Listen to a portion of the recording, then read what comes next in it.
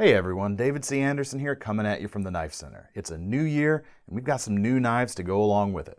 I've pulled a few of the new things that have hit our shelves very recently. Let's take a look.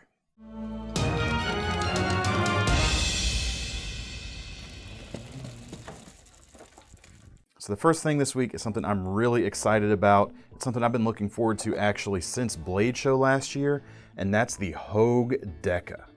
This is a really cool everyday carry knife, probably one of the most usable everyday carry designs that Hogue's come out with yet, and it uses their Able lock. What that stands for is their ambidextrous bar lock enhanced, but to you and me, to everyone else out there, they're going to be calling this an axis lock. Now, Hogue, of course, can't call it an axis. Benchmade still has the rights to that name, but this is one of those same style of crossbar locks, only executed to Hogue's very high standards of fit and finish and engineering, and the results are so smooth.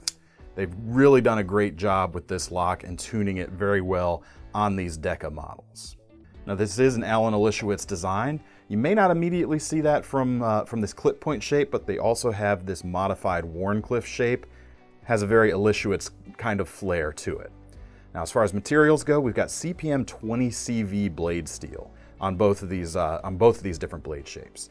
Now, each of these two blade shapes is available in two different finishes. We've got a stonewashed finish, which you can see on the modified Wharncliffe here, as well as a black Cerakote, which I have on the clip point right here. And each one of these has some different G10 handles as well. You can get black, but you can also get it in some of these cool G-Mascus patterns as well. The G10 features open-backed construction, and you can see we've got a pocket clip here on the right side, but it can go to the left as well for tip-up carry. And they've even included a couple extra screws and a plate to kind of plug the hole on the other side when you're, whichever side you're not using the clip on. Nice little touch that we always appreciate seeing. It kind of cleans up the lines a little bit, and it's that extra little touch of detail that, is nice. It's really appreciated. Blade length on these knives is about 3¼ inches, kind of similar in size overall to the Benchmade Bug Out. And the clip point, very usable, I think. Excellent EDC blade shape. The Wharncliffe is a little bit more out there. It kind of reminds me a little bit of the ZT55, but that's not to say this isn't going to be useful either. The tip sits at a very nice point. You're going to be able to break open boxes, do scoring types of cuts with that tip very easily. And it's a pretty aggressive point too if you need to get into any other sort of activities. But the best part about the Deca, even beyond just the insanely good build quality and the excellent fit and finish, is the price. These only start at about just under 140 bucks, going up to just under 150. US made, great materials, excellent steel, great engineering. I can't recommend these enough. These are going to be a great option.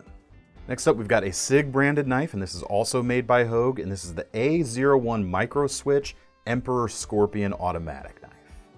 As you can tell by looking at it, this knife shares a lot of similarities with Hogue's X1 Micro Flip. We've got a shorter blade, about 2¾ of an inch with CPM 154 steel, and we've got a really cool flat dark earth PVD finish on the blade itself. That color is also pulled back into the handle with the Sig emblem here, the aluminum back spacer, and the reversible pocket clip. And it comes again with that excellent little insert plate that also matches that color on the front side as well. The handles themselves are G10. You can see we've got a button lock for the automatic actuation. In addition to that, we've got a small slider here that acts as a secondary safety. And that works when the knife is closed, so it's not going to accidentally fire. Pull it back, press the button, it fires right out. And then you can use that lock when it's open as well, so that if you're really gripping the hard, if you're really manhandling it, and you happen to push down on that button lock, it's not going to go anywhere on you right there. Price on this knife, $156.95. All right, next we've got a couple of new items from Steel Will. The first are two different blade shapes that are an extension of their sensor line, and these are both flipper knives right here. We've got D2 steel in two different blade shapes. We've got this drop point here, which kind of reminds me a little bit of their Plague Doctor model. We've also got the satin blade finish, which you can see here on the clip point version, although both of these blades are available with both finishes. The handles themselves are FRN, and they really orient the hand in such a way that the tip is presented pointing forward. Makes it very aggressive and a little bit overtly tactical, I think, and you're going to get about 3½ inches of blade length, and a pretty sturdy blade too, especially on the drop point. If you're going for slicing efficiency, the clip point version does have a little bit higher of a grind, so it should slice a little more effectively, but you're going to get a little bit more of a robust nature with the drop point. So even though the handles are FRN, we actually have a G10 backspacer, which has a bit of a protruding pommel here at the end. Might let you concentrate force a little bit, although it's not going to be quite as stiff as, say, a metal backspacer, but that's all right. And we've also got a deep carry pocket clip for right side tip up carry only. This is not a reversible pocket clip. Knife, of course, also held open by a liner lock, and prices on these, for as much knife as you're getting, you're only going to pay just under $60 for either of these sensor models.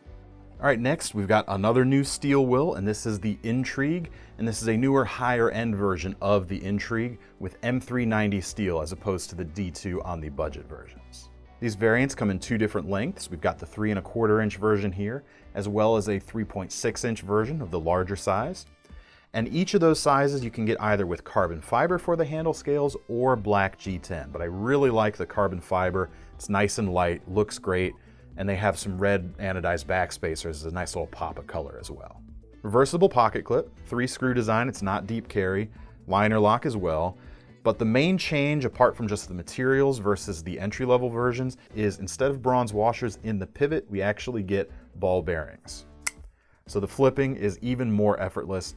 The budget ones still flip well, I don't want that to scare you away, but the ball bearings just provide a much more premium feel overall. I've always liked this design. I appreciate the narrow blade here, and now with these upgraded handle materials, this would be a shoe-in for some of our best executive knives out there. Great gentleman's folder, great gentleman's pocket knife for sure. Prices on these start at about $135 or just over $135 for the smaller G10 version, and go up to just under $170 for the carbon fiber version with the larger blade. All right, next, I'm not going to put this down right away because I want to show it next to our next knife. The Kershaw Leak, we've got a new carbon fiber version of that, and the sizes on these really match up very well. It's got me thinking we might want to do a comparison videos between these two in the near future. But you saw last week we had the glow-in-the-dark carbon fiber handle scale version with the stonewash blade. This is the same knife, but now we just have a black DLC coating on the blade.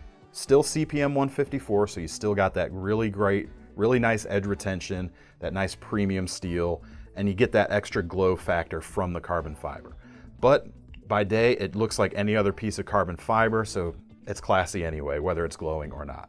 Price on this, a little bit more expensive than the stonewashed version. That's because of the DLC. We're at about $138.95. Oh, one more thing I'll mention on this particular leak. This is definitely more right-hand biased because we can't reverse the clip over onto the left side. Still two position, you can still carry it up or down, but it is, again, you can't put it on that left side. But the liner lock on this knife is right-hand biased too, so you let us know what you think of that down in the comments. All right, next we've got a new knife from White River. You saw that new fillet knife last week, but now we have the Sendero Pack, which is a Jerry Fisk design, and this is just a smaller version of the full-size Sendero bush knife. You get US-made quality, about 3¼ inches of steel, S35VN in this case, with a nice stone-washed finish, and just really graceful lines overall. This is a design, it's always been right up my alley. I love the flowing lines of that. Price on this, $199.95, and that comes with a Kydex sheath with a modular belt attachment, so you can carry it in a few different orientations. And for a smaller hunting knife, it just fits like a glove into the hand. It's a very nimble design, nice amount of belly, just I like it. Can you tell? I think you can. But yeah, $199.95 on the Sendero Pack from White River with black micarta handles. So while we're talking hunting knives, let's go with another thing that's not a hunting knife, but it's more traditionally inspired. This is the Hella Clutton folder. Now Clutton from Norwegian, this is a Norwegian made knife. It roughly translates to small mountain, which I think is a pretty apt descriptor for this knife because you have a small blade, just over 2 inches, about 2 1/8 almost, but you have a really fat handle. So despite that size, you can really get a good grip and you feel like you could really power through some cuts with this small mountain of a knife indeed. Because of that handle, I really think this would be a great small carving knife because it's going to be nice and comfortable over longer carving sessions. It feels really good. The steel is Hella's triple laminated stainless, opens with a nail nick there on the side, and we have a liner lock on the back, or sorry, that's not a liner lock, that's a lock back on the back for security. Those handles are wood, as you can tell, and they're curly birch, which is a very traditional material for Scandinavian knives, and it looks really great here. You got a nice little lanyard hole as well. price on these, it's a little bit up there, I will admit. We're at $199 on this knife. All right, let's go with another knife now that, if not traditionally made, it's definitely traditionally inspired. This is the new cold steel Kudu, and it's inspired by the ring locking knives of Africa, and this is a really budget-friendly knife. It's a cheaper steel. We've got 5CR 15 MOV, but it's pretty big. We're about 4¼ inches, and the price for that amount of steel, just under $12 on this knife. Might make a good camp kitchen knife or a folding steak knife even, or just a really budget-friendly big blade. We've got a flat grind, which should cut pretty well as a glass-reinforced handle on the back that even has a little bit of a wood grain texture molded into it to kind of mimic some of those traditional ring locking knives. For an extra little bit of style, we've got some metal inlays here. And as far as unlocking goes, you pull that ring, which they've actually included a split ring in this case.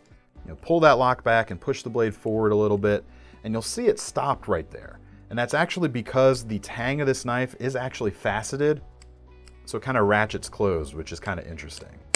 So even though you've got a really big blade, it's got those extra safety stops, so that it's not going to close too quickly on you. But anyway, that's the cold steel Kudu in a nutshell. Really cool little knife, or a cool bigger knife, I should say, for just 12 bucks. All right, next I've got just one of the new batch of trainer balisongs we've got from Squid Industries. This particular one is their Mako bottle opener version, and it is very, very smooth. These are bronze washers, they aren't bearing pivots, but you wouldn't know, man. It is silky smooth. I really like the green anodized texture, or the green anodized color on this one, matched up with the stone washed finish. Prices on these were at 95 bucks. We've got a couple different colors.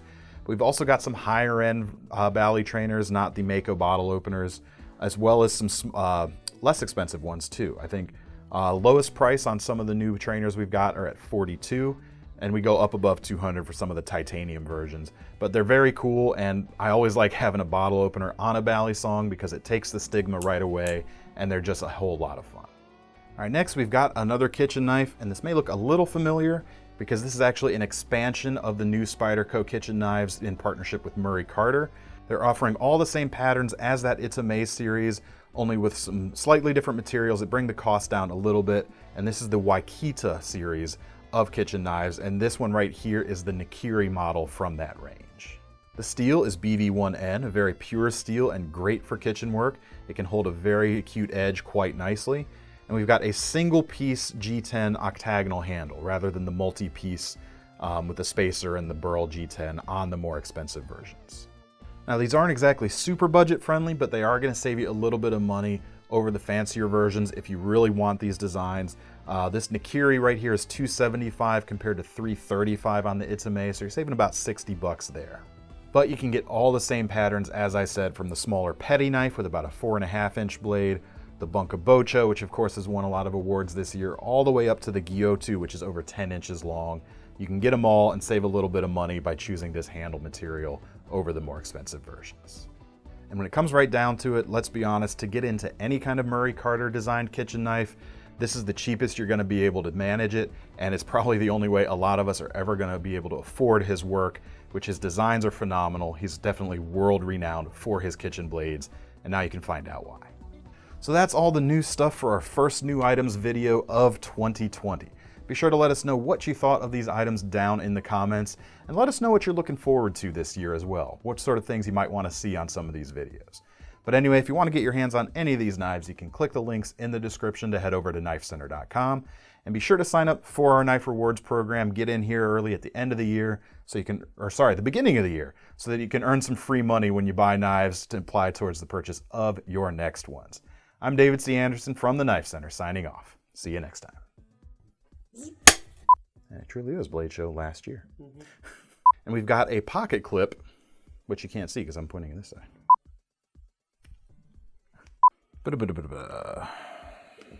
But the best part about the Deca. Getting worse. Oh, I don't have my beans!